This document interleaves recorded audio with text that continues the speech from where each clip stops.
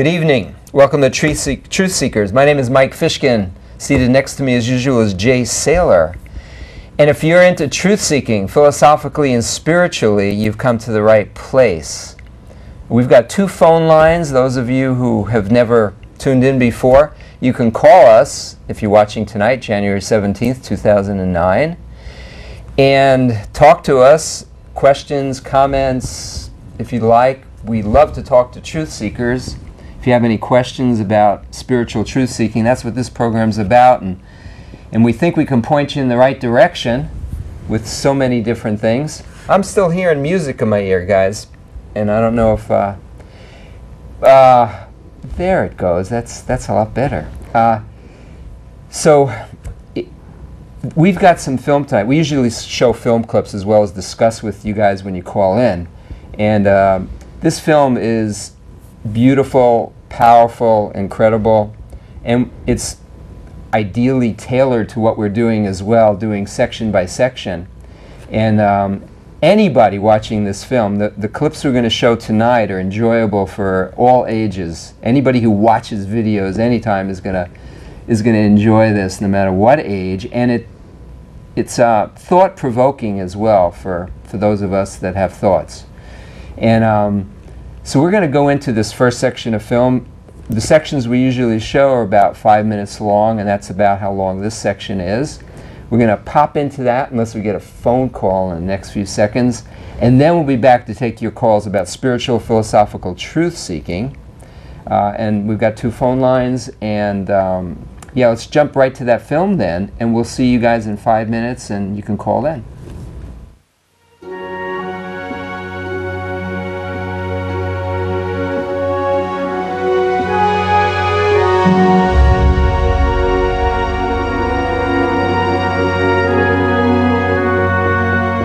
An estimated 18,000 butterfly species adorn our planet. The beautiful coloration of butterfly wings is created by millions of minute scales. These precision scales function as biophotonic crystals, reflecting specific wavelengths of light to produce these brilliant colors.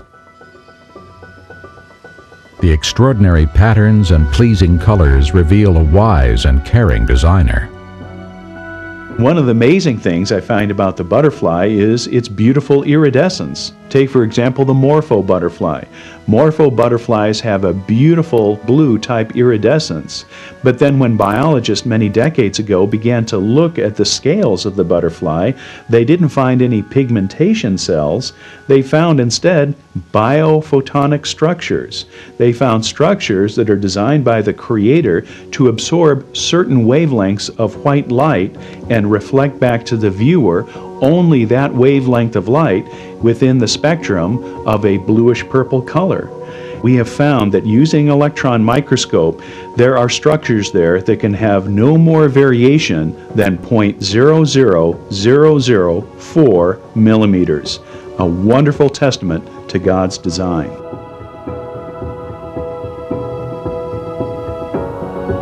All butterflies undergo an amazing transformation during their life cycle.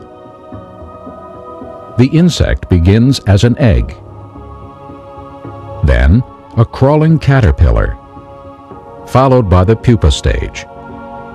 During this stage, the caterpillar begins to convulse in rhythmic jerks, breaking off its outer skin. Its legs and head capsule are quickly shed, giving rise to a chrysalis.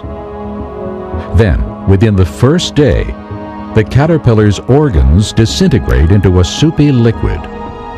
Miraculously, after 1 to 2 weeks, a complex winged butterfly emerges.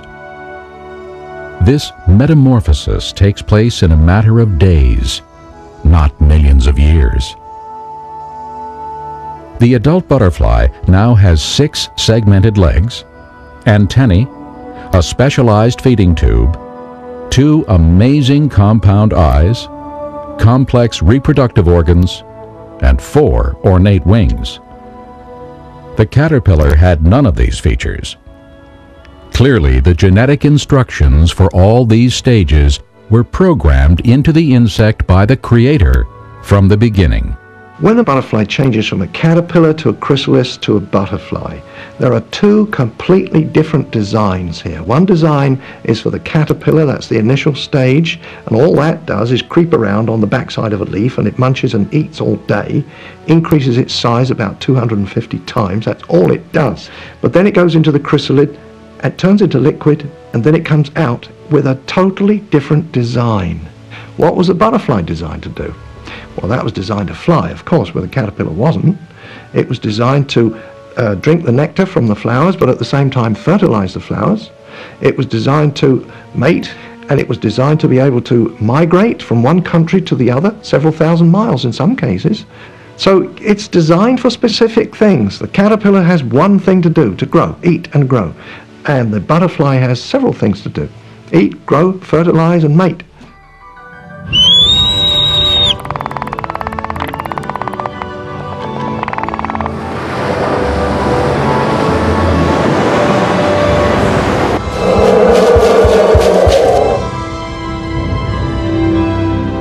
Thousands of years ago, Scripture declared what was common knowledge to everyone. For example, in the book of Job, chapter 12, we read, "But now ask the beasts, and they will teach you, and the birds of the air, and they will tell you. Or speak to the earth, and it will teach you, and the fish of the sea will explain to you. Who among all these does not know that the hand of the Lord has done this?" If we examine the evidence that we see, the various things that have been created, it is very clear from the Scriptures that the evidence points to the reality that there is a Creator who has made all things. Our great Creator has provided us with countless examples of His infinite wisdom.